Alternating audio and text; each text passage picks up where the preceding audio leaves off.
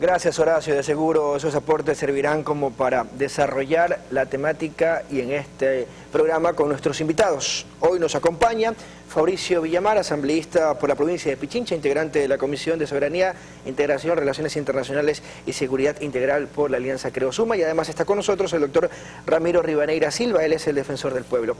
Asambleísta Villamar, gracias por aceptar nuestra invitación. Bienvenido, buenas noches. ¿Cómo empezamos a analizar esta compleja pregunta? Hago referencia a la pregunta 3 del referéndum, tomando en cuenta que tiene 5 componentes en una misma interrogante hacia el pueblo ecuatoriano que tendrá que decidir el próximo 4 de febrero. Bienvenido. Qué gusto compartir este espacio con Ramiro, contigo, con los amigos que nos están viendo en este momento. Posiblemente para entrar al análisis de la pregunta vale la pena, en primer lugar, tener un análisis de la situación previa. Y la situación previa es que el Consejo de Participación Ciudadana habría perdido toda credibilidad durante el proceso de su vigencia, lo que nos ha llevado a que sea este espacio en el cual, para lo que sirvió es para que el gobierno, desde el gobierno, lo que se haga es situar a quienes adeptos al gobierno iban a ocupar los espacios en las instituciones de control.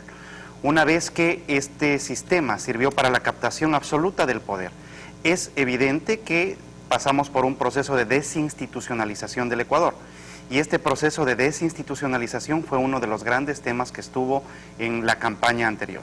En tal sentido, a pesar de que no fue una de las propuestas del presidente actual de la República, se vio constreñido a hacer una convocatoria a una consulta popular en la cual, para precisamente la reinstitucionalización del Ecuador, hace esta pregunta dentro de la consulta. Sin embargo, hay un análisis adicional que hacer, y es la necesidad política que tiene el presidente de la República de recuperar de alguna manera su capacidad de gobernar, pongámoslo en estos términos. Si bien Lenín Moreno ganó las elecciones, aún no ha ganado el gobierno. Tiene que gobernar con una estructura en el poder mayoritariamente constituida por la gente del anterior gobierno, lo cual le ha restado posibilidades de manejo, y esa es parte de las cosas que se está jugando en esta consulta. Doctor Rivadeneira, gracias por aceptar nuestra invitación. Bienvenido a Auromar Televisión. Partiendo de esa falta de credibilidad que se fue perdiendo, como lo manifestaba el asambleísta Villamar, ¿era el mecanismo idóneo esta consulta popular para tomar en consideración el accionar del Consejo de Participación Ciudadana y principalmente las competencias otorgadas en la Constitución, como la designación de autoridades de diferentes entidades, como por ejemplo en su caso? Sí, a mí me parece que las razones que ha dado Fabricio, buenas noches a la ciudadanía, buenas noches panelistas, las razones que ha dado Fabricio, decía, efectivamente tiene un origen político. El Consejo de Participación Ciudadana ha sido cuestionado políticamente, y creo que si ese es el cuestionamiento, lo que tenemos que hacer es cambiar un modelo.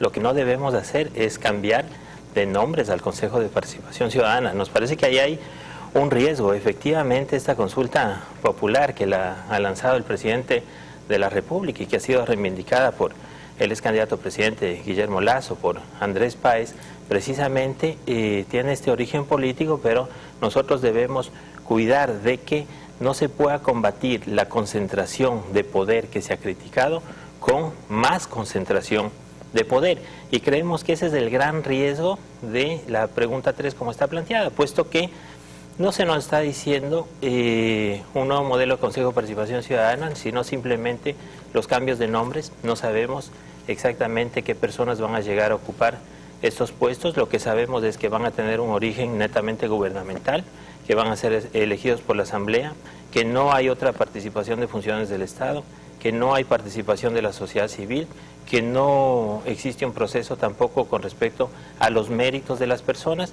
Así que me parece que hay un tema que cuidar en ese espacio. Profundicemos en la primera parte de la pregunta, asambleísta Villamar, cuando se hace referencia a enmendar la Constitución para reestructurar el Consejo de Participación Ciudadana y además dar por terminado el periodo constitucional de sus actuales miembros. Desde la parte constitucional se ha analizado mucho este tema y se hace referencia a que tal vez la forma idónea para hacerlo era un juicio político mediante la Asamblea Nacional.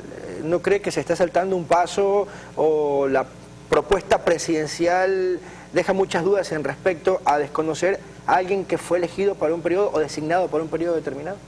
Yo creo que esto hay que analizarlo con un poco más de amplitud. Y en la práctica vale la pena revisar si es que el Consejo de Participación Ciudadana cumplió sus funciones. Creería yo que para lo que sirvió es como el departamento de personal para ubicar a los amigos del gobierno en los espacios de control. El Consejo de Participación Ciudadana y Control Social, en teoría, es lo que en la evolución constitucional reemplazaría la Comisión de Control Cívico de la Corrupción, teniendo además personería jurídica. En la práctica debían preocuparse por la promoción de la participación ciudadana. Sin embargo, cuando se dictó el decreto 16, por ejemplo, que limitaba la participación ciudadana, nada pasó con el Consejo de Participación. Tenía que establecer mecanismos de rendición de cuentas. Bueno, los mecanismos de rendición de cuentas por los funcionarios públicos fueron simplemente ágapes en donde se autosolazaban de lo que habían hecho y no funcionaron como mecanismo real de rendición de cuentas. Tenían la capacidad de proteger al denunciante. Nunca se protegió al denunciante en los casos de Marta Roldós o de Villavicencio o en el caso de Juan Carlos Calderón o en el caso de otros periodistas que denunciaban corrupción, y por parte del Consejo de Participación Ciudadana no hubo absolutamente ninguna actividad. Todo esto, más el resto de funciones que tampoco las cumplieron, termina determinando que es un espacio que simplemente hizo lo que le servía al Estado central para la concentración del poder.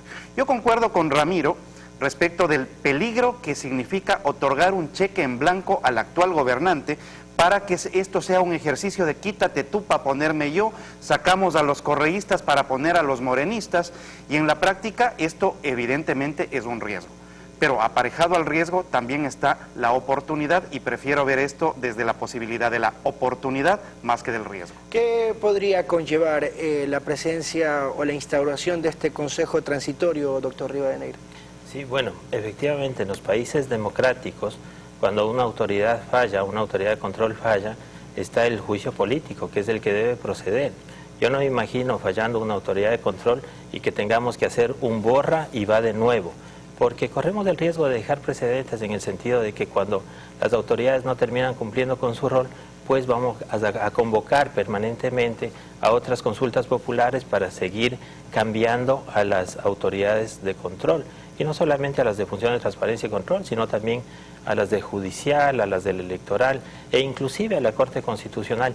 Esto creo que es lo que está en juego, porque cuando se lee la pregunta 3, como está en la papeleta, únicamente alcanza a que el Consejo de Participación Transitorio va a evaluar y hasta puede llegar a cesar a las autoridades, pero no dice nada con respecto a nombrar a otras autoridades, lo cual sí está contenido en el anexo. En el anexo dice que este Consejo de Participación Transitorio puede llegar a nombrar autoridades definitivas, es decir, emprender los procesos, es decir, que un Consejo Transitorio podría llevar adelante los procesos para que se nombren magistrados de Corte Constitucional que duran 9 años. Estas nuevas modalidades que se proponen en la pregunta 3 y en los anexos correspondientes, profundizaremos al regreso de la pausa con nuestros panelistas aquí en Hora Mar Televisión.